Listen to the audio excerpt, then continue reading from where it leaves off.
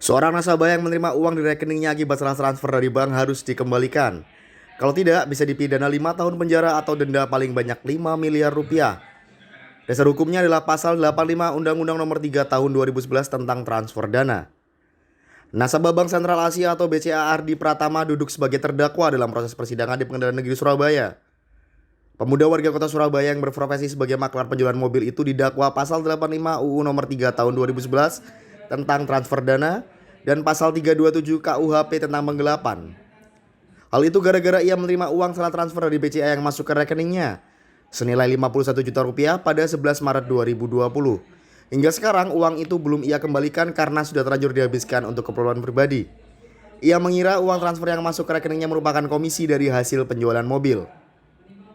Pelapornya adalah Nur Kusaima, karyawati BCA yang melakukan kesalahan input data saat melakukan transfer. Ketika bekerja di BCA kantor cabang pembantu Citraland Surabaya, karyawati yang berusia 56 tahun itu akhirnya ia menebus kesalahan dengan mengganti uang 51 juta rupiah ke bank BCA serta melaporkan Ardi untuk diproses secara hukum. Kepala Satreskrim Polrestabes Surabaya Ajun Komisaris Besar Polisi Oki Ahadian Purwono memastikan saat pertama kali menerima laporan perkara ia terlebih dahulu telah melakukan mediasi. Hal itu agar terlapor Ardi mengembalikan uang akibat kesalahan transfer oleh karyawati BCA itu. Karena mediasi tak kunjung menemui titik temu, akhirnya Ardi ditetapkan sebagai tersangka.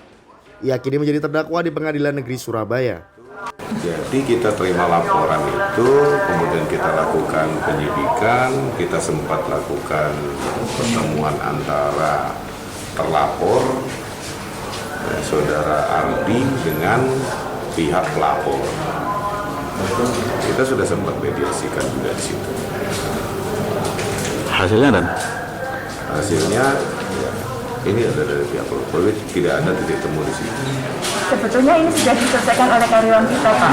Dia dengan kesadaran sendiri merasa bertanggung jawab untuk mengembalikan dana nasabah yang dia sudah salah input itu dan sudah diserahkan ke rekening si penyutor dana. Sebetulnya yang selama itu dirugikan sehingga dia melapor atas inisiatif sendiri. Enggak, di dalam pasal 85 itu kan pelapor itu juga tidak mengatur tentang korporasi atau perorangan. Artinya semua orang juga boleh melakukan itu. Nah, melakukan itu artinya karyawan bank juga boleh, banknya juga boleh. Menghadapi persidangan selanjutnya dan kita akan juga tetap akan membuktikan bahwasannya apa yang kita yakini dan Ardi di sini juga akan kita upayakan bebas murni.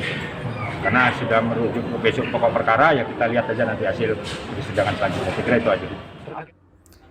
Terdakwa Ardi melalui kuasa hukumnya saat ini sedang mengupayakan penangguhan penahanan setelah ditahan sejak 26 November 2020.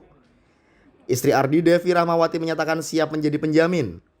Perempuan berusia 32 tahun yang selama ini bekerja mengurus 3 anak semuanya berusia di bawah 5 tahun itu menyatakan bahwa suaminya adalah tulang punggung keluarga.